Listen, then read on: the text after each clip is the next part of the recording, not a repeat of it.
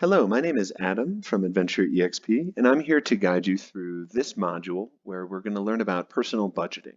And in this instance, we're going to be creating a budget that can be used both in the context of your program at AdventureEXP, but also our hopes is to talk about some things to consider for your personal financial future, where this budgeting tool can then be incorporated in the future for something that you can use as you start working full time and living on your own, or you graduate college and you're starting a salaried position and things like that.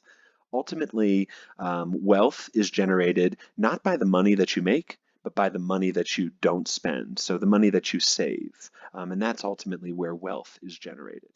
So a couple concepts that I want to introduce, especially for those of you that it may be your first time creating a budget. First of all, with your personal adventure guide at AdventureEXP, it's always a safe space to talk about anything and everything that you're going through in anticipation of participating on the program, while you're on the program, and after the program. And I say that because when it comes to money, money can be a really uncomfortable thing to talk about.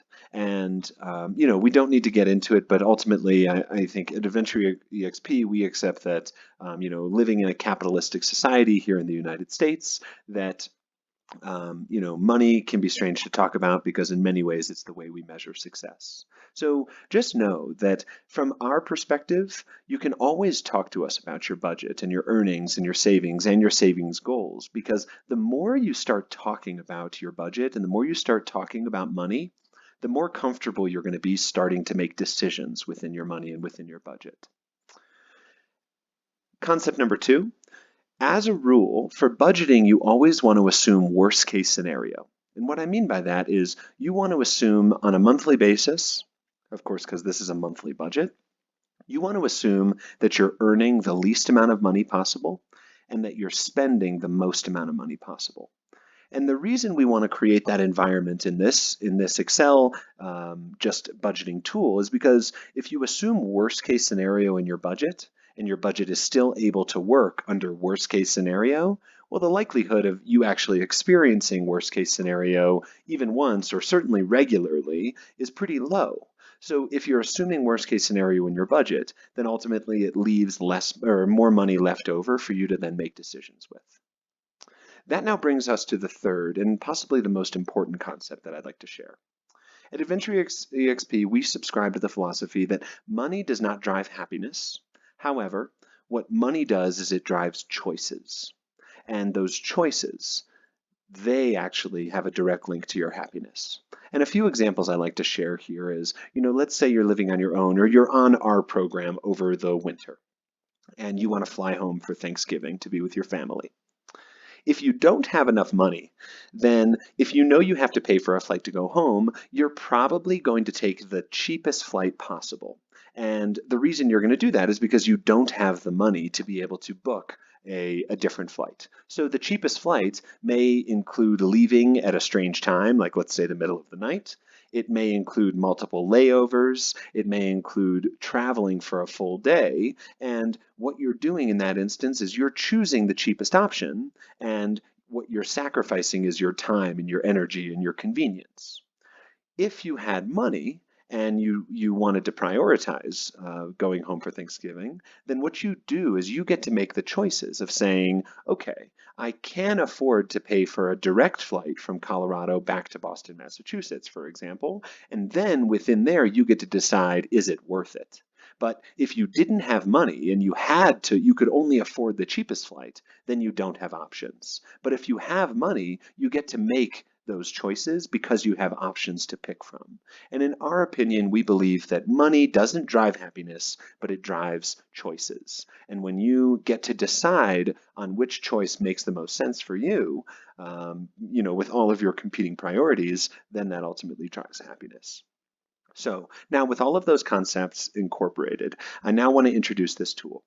What this tool is it's a tool and it's a static environment, which means nothing you do in here is actually going to change anything listed in your bank account. And it's not going to change any of the habits that you have on a daily basis in terms of how you're saving, what you're saving, where you're saving it, and things like that. Really, the purpose of this tool is to help you organize your thoughts around your monthly expenses and your monthly earnings to then make decisions that best align with your financial goals. So this is nothing that's going to link up to your bank account. It's nothing that's going to link up to your debit card and restrict you from purchasing things. It's nothing like that. But what it is it's an exercise that you can come back to on a monthly basis. After you've created your budget, you then can decide, your financial situation and where you want to allocate your money.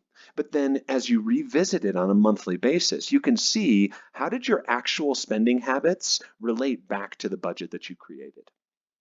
The way that this file works is you can download this in the description below, so you can find your own file, but the way this works is you're going to enter in the information that pertains to, in the context of AdventureEXP's program, what is the hourly rate that you're going to be making? Is it a tip position, and what does that look like? We've hard-coded in here the minimum weekly hours of 35 because all of our employers are going to offer you at least 35 work hours. Even though they may offer you 40 hours, they may offer you overtime. Again, we want to assume worst case scenario. So we're going to include 35 hours here. And then a personal tax rate of 15%. This is pretty common what our students experience on the program. So again, as you're incorporating this budget in your own life outside of the scope of AdventureEXP's program, maybe your tax rate is lower or higher depending on where you live. So just for a hypothetical situation, let's put in $17 per hour, which is a pretty common pay rate for an hourly position. And let's just say, just to make it simple, there's a pool, there's a tip sharing pool that you get per month. And it's not going to be so much money. Let's just say it's going to be $100 in tips. That you see that it's multiplied here to determine on a net monthly basis, this is the amount of money coming into your bank account. So let's introduce a few terminologies here. Whenever you see this word net, it means after expenses. Maybe you've heard things like the bottom line or net income or net earnings and things like that. What it's basically saying is the net is whatever your earnings are after your expenses. So in this case, net monthly salary means your hourly rate times the hours you're working per week times the number of weeks in a month, which is typically 4. And then it's adding in $100 in estimated tips. But then it's taking out the cost of taxes because you're never going to see the money that you're earning, which is called your gross earnings, pre-tax. You're going to see it after taxes. So this is the amount that's actually coming into your bank account on a monthly basis. So that's your net monthly salary, meaning this is the money that you're going to be able to spend money on the various expenses that we're going to talk about here in a second. The way this form works is we've broken it down into multiple sections. We have housing, transportation, food, clothing and your cell phone, healthcare expenses, entertainment, other expenses that ultimately adds up to your grand total expenses. And then at the bottom here, it's going to show your net earnings, meaning what's left over after you've earned all of this money, you've spent all of this money, this is the amount that you have left over. Ideally, you want money left over because, again, that gives you choices. So what we're going to do is I'm going to create a hypothetical situation here that is pretty common for students that experience on our program.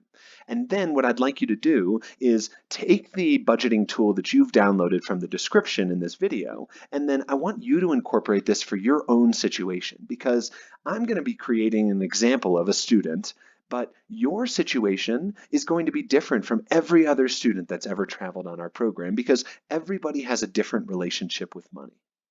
Okay, so let's just start here. Now, rent on our program, because we do provide housing on the program, but the housing cost gets taken out of your paycheck, and it does vary based on location. If you were to do, some of our programs, we have housing that's only $100 a month, and some of our programs have housing that's $1,000 a month. So the average is right around $500 per month. So let's just say, let's be average here, and let's just say $500 per month. Now, in the real world, quote unquote, when you go and get your own apartment or get your own house, you're, in addition to paying your rent or your mortgage payments, you're also going to pay utilities, which is, think your electric, your water, your trash, your sewer, things like that. You're also maybe going to pay for maintenance on your house. Oftentimes you have renter's insurance or homeowner's insurance, and then your cable and internet, which, those are important things to have in the house. And I think it's important to break them out from utilities. Now, on our program, all of these expenses, they actually get included in this number. So you don't need to add up any of these other things because they get added into the rent house payment. So you see it's totaled here, it's subtotaled, excuse me, to say total housing is $500 per month. Let's continue. Let's say you're planning to bring a car on the program and your car payment is $125 per month. And let's say you bought this car with a loan with the help of your parents and you're going to continue paying this during the course of your program. For gas and repairs, let's just say, this is a Honda CRV. So small SUV with decent gas mileage. So in this one, the reason I say with decent gas mileage is, let's just say for gas and repairs, you end up spending $50 every single time that you fill up, and you tend to fill up about 3 times a month. So what we're going to do is we're going to write in here $50 for every full tank, and I fill up my tank 3 times a month on average. So for this one, we're going to list $150 here. And what we could also do is just put in 50 multiplied by 3. And it's going to give us the same number here. The reason I think it's important to add comments is because the less thinking you have to do when you come back to this tool month after month, meaning if you know exactly what this $150 comes from or where it comes from and exactly what assumptions you included into it, then you just have to think less, and it makes it less intimidating to think about your budget, and it makes it much easier to start making the right decisions. Let's say auto insurance, let's just say this one is currently covered by parents. So this one's going to stay at 0. Registration, we'll keep it 0. A public transportation pass, almost always on our program, the public transportation, if you use it, it's free. Ubers, Lyfts, and scooters, let's just say you don't need that because many of the seasonal communities we live with or run programs in, they actually have pretty convenient public transit, so you likely don't need Ubers, Lyfts, and scooters. So this one, the total transportation cost is going to be $275. Now let's look at groceries. The reason I say these notes here, review actual spend from your most recent 3 months of normal spending, is because time and time again, we see students that say one number associated with going to the grocery store every month or going out to restaurants and bars and things like that. And oftentimes they end up thinking that they spend much less than they actually spend on a monthly basis. So I think it's really important for all of these categories to review your actual expense to see how it relates to your budget, but especially in these 2 categories because oftentimes you think you spend much less than you actually spend on a monthly basis. So for groceries and food, these 2 categories actually have an inverse relationship. Because the more money you spend at the grocery store, that typically means the less money you're going to spend out at restaurants. And the more money you spend at restaurants typically means the less meals you're going to be buying at the grocery store. And then just as a concept, going out to eat at restaurants, especially now in 2022, right at the end of 2022, it's much, much more expensive to go out to restaurants than it is to make food at the house. So when you're going out to a restaurant, not only are you eating and getting the food that you need, but you're also going for the social experience and also not having to cook and clean and grocery shop and do dishes and things like that. So what you're really paying for is the convenience. So let's just say for groceries, because many of our program locations offer free meals for our students while they're on the program. So let's just say for groceries, you're going to spend $120 per month. And for restaurants, maybe you're going to go out to eat 4 times a month and you're going to spend $30 each time. So what we're going to do is we're going to do 30 times 4, and that's going to give us another $120. So again, just a hypothetical situation of $240. Of course, this depends on your relationship with food. Next, let's go down to your cell phone and clothing. Let's just say hypothetically covered by parents for your cell phone, so you don't currently pay for that. With clothing, this is an interesting one because it really comes down to what is your relationship with buying clothes? Are you someone who likes to go shopping for social activities and you tend to go thrifting and also buy clothes online because it's really fun? Or are you someone that buys clothes as little as possible? Maybe you buy it that one time a year, and when you buy it that one time a year, you're spending, let's say, $300. So let's say this situation with clothing is that you're one of those people that's only going to buy it once a year. So what we want to do to build that on a monthly basis is buying clothes once a year and typically spending let's say $200. I just want to add a dollar sign here. It's typically spending $200. So what we want to do here is we want to do 2 equals 200 divided by 12, because that means if we know at the end of the year, or it doesn't, at some point in the year, we're going to spend $200 total on our clothing, then if we start budgeting for that on a monthly basis, then at the end of the year, whenever we do purchase that $200 of clothing, we've been budgeting for it with $16.67 every single month throughout the year and factor that into our budget.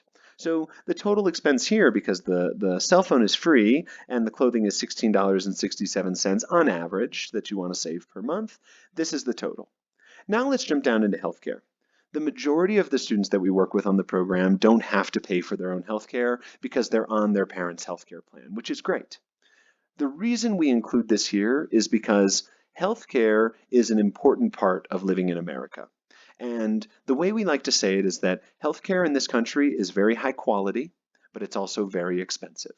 And oftentimes healthcare is tied to your employment, which means if you aren't fully employed or your employer doesn't offer healthcare benefits, then it's on you to go to the open marketplace and obtain your own healthcare, your dental and your vision and your life insurance. So for this one, I want to keep this one at 0.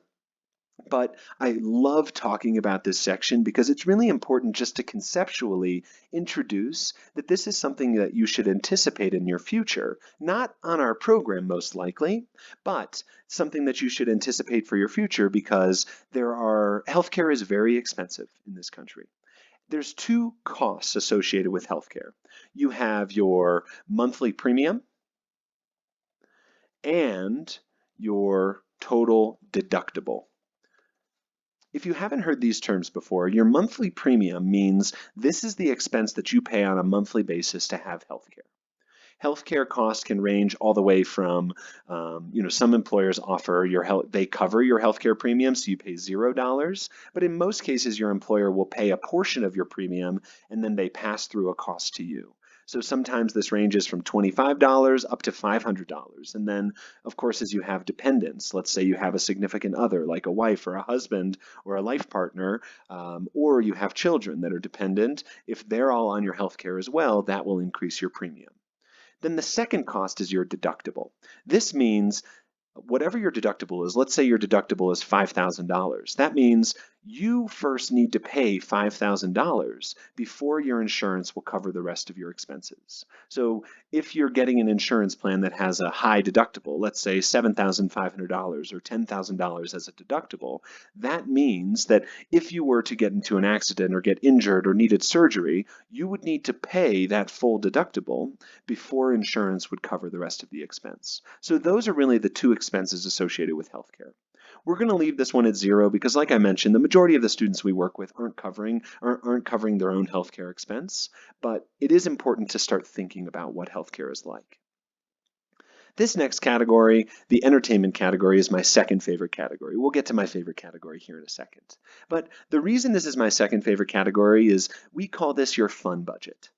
And it's really important because, in our opinion, why do we work? Well, we work to live the life that we want to live. And in my opinion, fun is a valuable thing to strive for and something to allocate money towards on a monthly basis. And fun is completely subjective. Maybe your idea of fun is every single year you want to take an international trip to a country you've never been to with a friend or a significant other.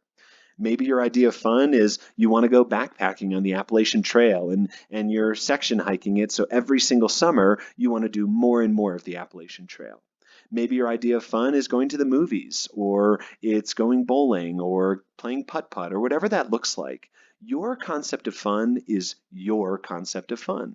And in my opinion, it's important to budget for fun because then you get to go out there into the world and you're working and then you get to go have the fun that you want to have without any guilt because you're budgeting for it on a monthly basis. So let's just say hypothetically in this situation, this includes, going to the movies. It includes buying random things on Amazon, like new board games and gadgets. And then you also really like painting, so painting supplies. So let's just say on a monthly basis, this fund budget, let's just put it at $100. I think $100 is a good place to start where to budget, just as we're going through this. And again, we'll be able to see at the bottom how much money do we have left over, and then maybe we wanted to come up here and we wanted to up this to $300 because why not? So let's not get crazy right now and let's just keep it at $100. The next section I want to go through is just some other expenses, so some miscellaneous categories. First one, let's go through personal care.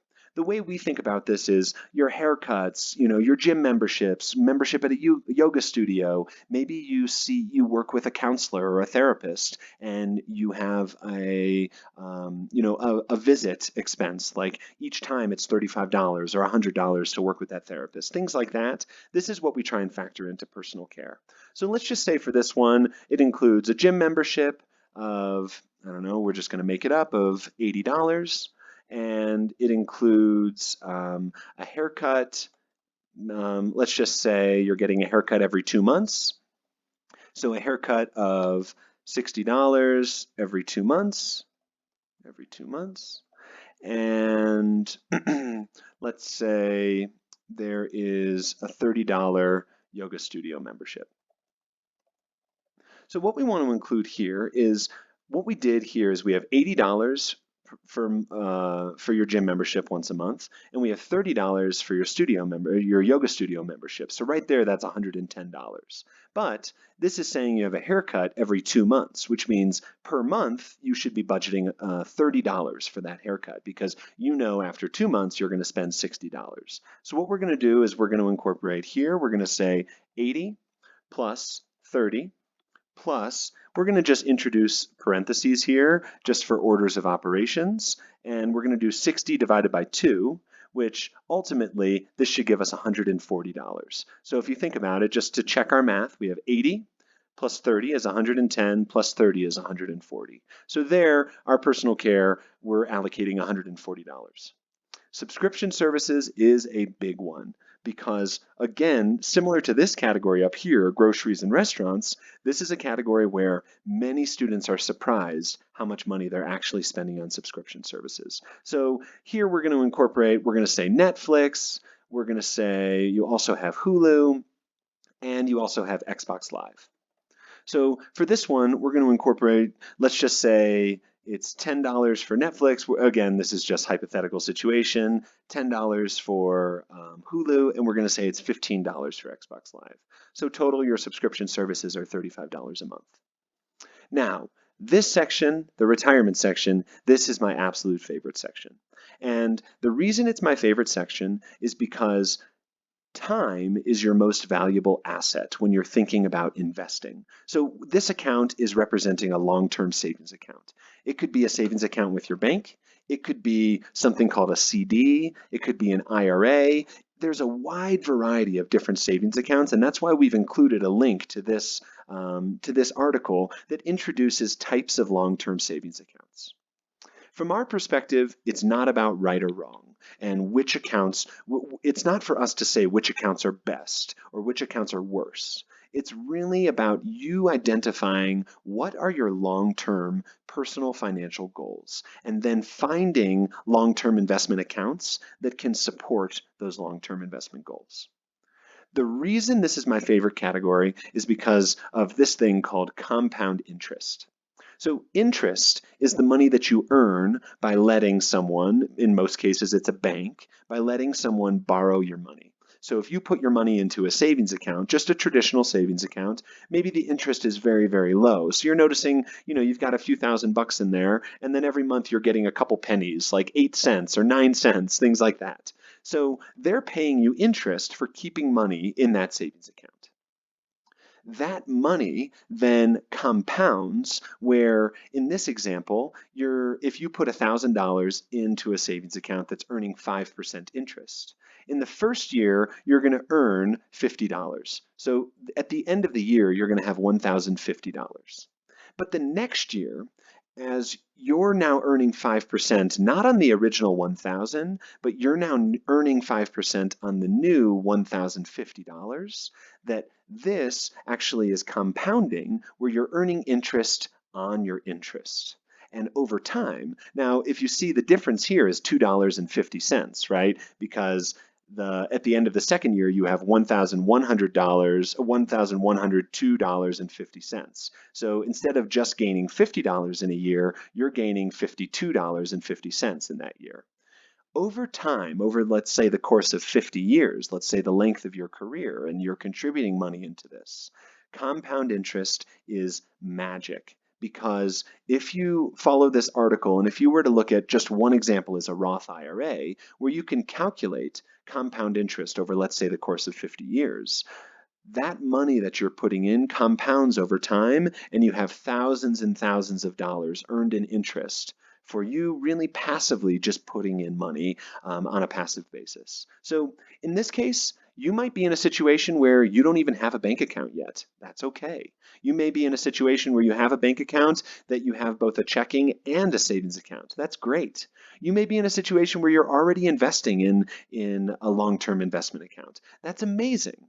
But wherever you're at, I think right now is a time to start thinking about what are your long-term savings goals and what accounts are available for you to consider as an option. Then right now we're going to leave this at 0 because I would say the majority of the students that we work with in the program aren't coming in with a retirement account, but it's something that we want to revisit because I think this is a really important function of participating on this program and thinking about your personal finances on a long-term basis.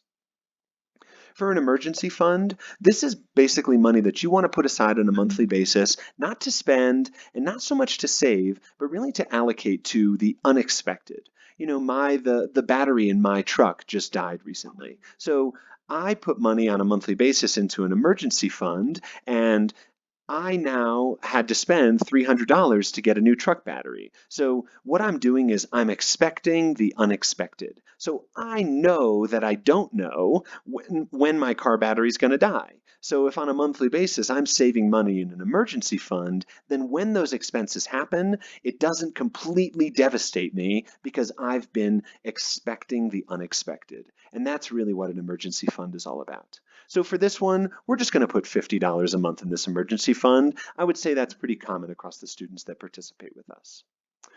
Education and loan payments. This may be something if you went to a private high school and you have student loans from that, or if you graduated from college or you're in college and you now have student loans that are due. We're going to leave this one at 0 as well because everybody's student loan payments are very different, but this is something just to think about, that on a monthly basis, how much are you spending on your student loans?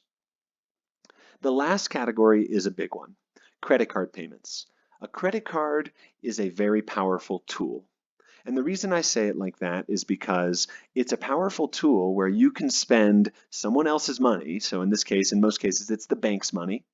And while you're spending their money, they'll give you money in the form of, flight points, or they'll give you cash back. There's all sorts of different benefits to using credit cards, and it's free money so long as you know how to use your credit card. And the way to use your credit card is to pay off your statement balance in full every single month. This way, you'll never pay a late payment and you'll never pay interest on a credit card. And therefore, all the money that the credit card company is giving you for free is actually free money, and they're not making it back by charging you 25% interest on a credit card. In this instance, this category is only if you have credit card debt that you're only making the minimum payment on, meaning you have a leftover statement balance on a monthly basis. This is something that I would highly encourage you to start budgeting more than your minimum. Let's say your minimum is $25 a month. If you continue to pay your minimum, let's say you have $1,000 left on your credit card, you will never, well, not never, but it will take you years and years and years to pay off that full balance. And over time, you'll have paid the entire balance of that $1,000 double because of the interest that you're paying. Right? The same magic of compound interest that we talked about here, it's the pain of compound interest working against you on credit card payments. So with this one, we're going to leave it blank, but I always like talking about this one because if you have a credit card and you have a balance on your credit card that's carried over month, it's really important that you recognize If you don't pay off your statement balance in full, then you're actually going to be paying interest on the money left over on your credit card. So again, we're going to leave this one at 0 because let's say you're the type of person that has a credit card, puts all of your expenses, so every single one of these expenses goes on your credit card every single month, and you pay it off in full. You wouldn't then want to put that expense here because you don't want to double dip your expenses. Those expenses are already represented in these categories. You just happen to be spending them on a credit card instead of on a debit card. Okay, great. So now the total other expenses, $225. The grand total expenses, that's taking every single one of these subcategories that we just added, and it's adding them up to say on a monthly basis, it costs you $1,356.67 to live the life that you're living. Now, this brings us down to the most important section. The leftover amount after all of your earnings, so this money that you're earning and all of your expenses, that means you have $751.33 left over in what we call free cash, which means it's money that doesn't need to be allocated to your normal expenses. This is amazing because it gives you choices. And what those choices mean is that you now get to decide, do I want to allocate more money to fun? Maybe I want to up this to $300 a month because I really want to prioritize fun. Okay, let's jump this back down to 100.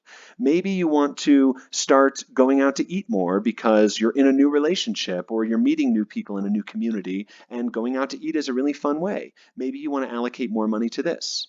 Maybe you want to start saving more money or start a long-term investment account because you have this money left over. Alternatively, maybe this is money you just want to keep in a savings account because you want to be able to access it because you know you're saving for buying gear to go hike the Appalachian Trail at some point in the near future. This money gives you choices, and those choices oftentimes can drive happiness. Let's just look at a hypothetical situation, and let's just say you're in a load of credit card debt. Let's say $10,000 of credit card debt.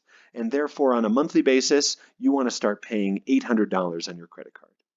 What this is doing, it's now showing it in red. Red means bad, and it's in parentheses, which is the accounting, it's an accountant or financial way of representing a negative, which means you are short almost $50 a month. And this means you do not have choices because you are short $50 a month, which obviously you can't be short $50 a month. So maybe that looks like you would need to come in here and no longer go to the gym, which is something that's really important to you. But if you can't afford it, your choices are now taken away from you. So since we're not actually in credit card debt, we're going to take that away and we're going to keep this on. This gives you choices. And this is your basic introduction to a budget. So just to recap, you're inputting your potential earnings here. We're always assuming worst case scenarios. So we're going to assume we're going to work the bare minimum. Of course, maybe we decide to work a full 40 hours a week. Maybe we decide to work overtime, and that needs to be, we don't want to factor that into our budget, but ultimately that will deliver more money left over in our account. So we want to always assume worst case scenario, meaning we're earning the least amount of money and we're spending the most amount of money. And therefore, this situation is worst case scenario. And if that's worst case scenario and you can still live with that, then that truly gives you choices to start spending your money in unique ways that align with what you're interested in doing. So a budget is only as important as you make it, or it's only as accurate as you make it, which means if you were to put money in here, and let's say we keep $120 in your groceries, but in reality, you're actually spending $200 a month. Well, listing this $120 here, it doesn't do anything to curb your expenses because you're spending $200. It doesn't do anything in your bank account to limit your ability to spend $200 at, Kroger or whatever. All it's doing is now your budget is out of whack because it's not an accurate representation of your actual expense. My recommendation would be to create this budget, both in the context of what it's going to look like in participating in our program, but then also save this as a file for something that you can use in the future when you're trying to figure out how to move from the dorms to off campus in college, or how to move out and get your own apartment, or moving in with your boyfriend or girlfriend, or whatever that looks like. Use this as a tool that you can come back to and revisit to really feel comfortable and confident in your personal financial journey. I hope this session was informative for you, and know that your guides here at AdventureEXP are happy to talk to you anytime about your earnings and your savings and your financial goals, whether it's in the context of our program or it's in the context of decisions that you're saving for way down the future. We're here to help guide you through this because thinking about your personal finances and actually taking action on your personal finances can be very intimidating. So I think it's important to know your resources that are available to you. Start researching what long-term investment accounts are there, researching tools of how you can budget more effectively, and start asking the right questions. That is where you can deliver a meaningful life where you have money working for you as a real tool to help you make decisions. Thank you so much for tagging along in this module to introduce personal finances in the context of building a program budget. And yeah, let us know if you have any questions. Thanks so much.